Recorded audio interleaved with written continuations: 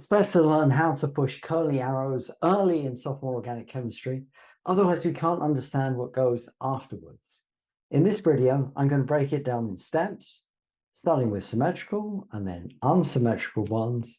We'll look at just moving 2 electrons in each case. So for A, cleaving a bond to give A minus and B plus, or the other way around, A plus and A minus. We show the movement of those 2 electrons from the bond. Put your pen on the bond and push, push, push towards the atom that you intend to receive the negative charge.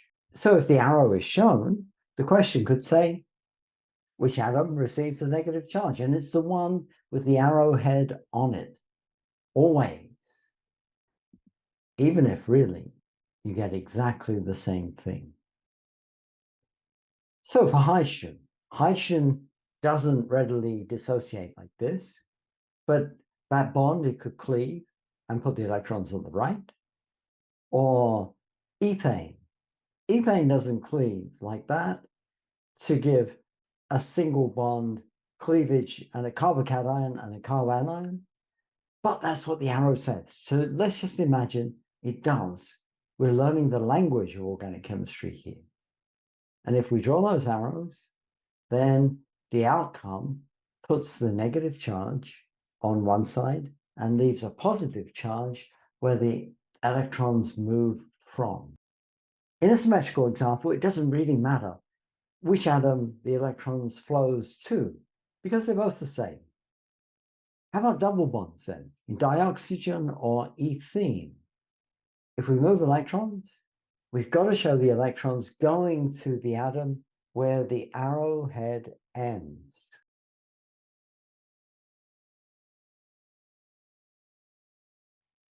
For a triple bond, just the same. Move the electrons to where the arrowhead ends. For ethine or dinitrogen, doesn't make much difference, really. They're symmetrical molecules, but show the arrow going in the right way, corresponding to the plus and the minus charge in the product. How about bond formation? Well, it's just the same, but in reverse. We take A minus and react it with A plus. We push the arrow from the A minus. Always put your pen on the site of the most electron density and push, push, push towards the least to form a bond. So we push from A minus towards A plus. And it doesn't matter really if the A minus is on the left or the right, push, push, push towards the A plus. But it's highly unlikely that it'll ever push the arrow from the A plus towards the A minus. To start with, the electrons don't like to flow towards other electrons, and the A plus is short of them. It needs more electrons. It's reluctant to give them up. But if I take methyl minus, put my pen on the minus charge and push towards the carbocation, good. In general, this is a terrible arrow because protons don't have any electrons to give. Never draw that because it's a giveaway. This student knows nothing if you draw that arrow. Okay, let's look at unsymmetrical bond breaking. So now we've got A and B. There's 2 ways to move the electrons, to form B minus or form A minus. And we can draw the arrows to represent both. This arrow says we're moving the electrons towards B. We're not moving them towards A. And we create a positive charge on A. And that atom says we move the electrons towards A and away from B and create a positive charge there. These arrows, well, they push the electrons in the first case towards the chloride, and in the second case, towards a hydrogen. Which is the more favorable? Well, the first case is because the electrons are moving towards the more electronegative atom. It wants them more badly than the hydrogen does. For a double bond, if we cleave it, that arrow says we're moving the electrons from the bond towards B or from the bond towards A. just like this. Both bonds aren't broken because they only moved 2 electrons, and each bond has 2 electrons. So there are 4 between the atoms in those molecules, but we only move 2 of them. 2 electrons per arrow with a double head.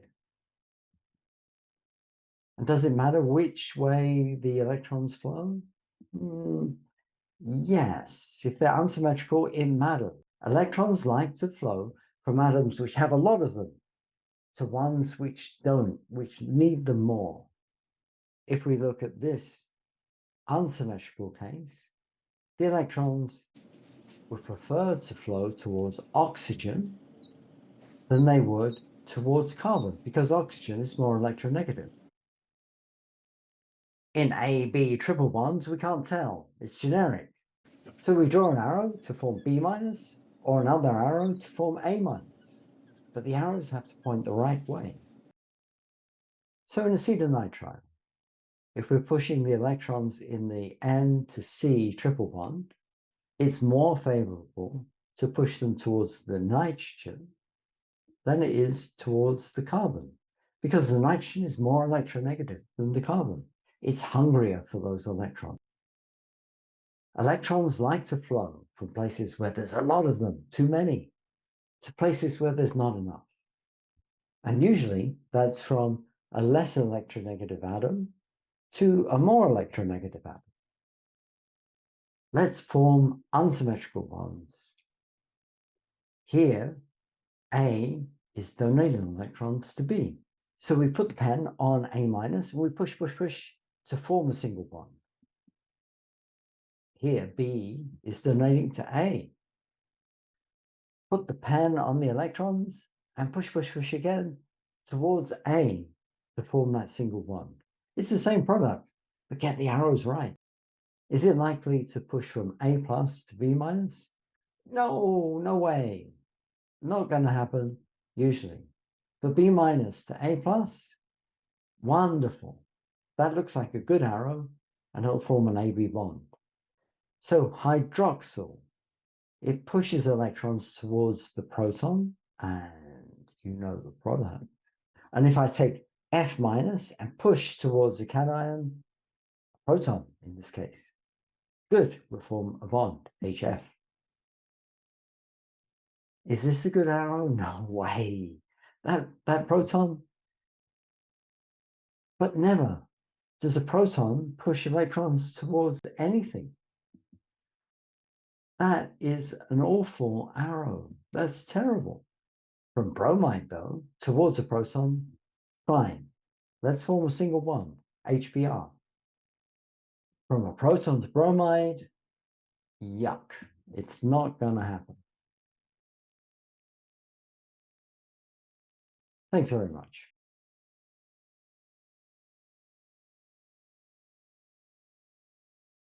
This video was adapted from my workbook, Sophomore Organic Chemistry 1, which can be purchased from this website using that QR code, and you will also find the answers to all my problems on the same website. Other workbooks in this series include Sophomore Organic Chemistry by Inquisition 2, Advanced Organic Reactions by Inquisition. I have an electronic tape for sale on Apple Books called Hybridization and Bonding. This video is one of a series to support those books.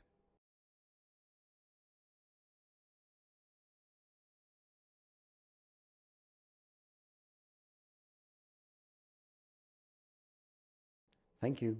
Bye-bye.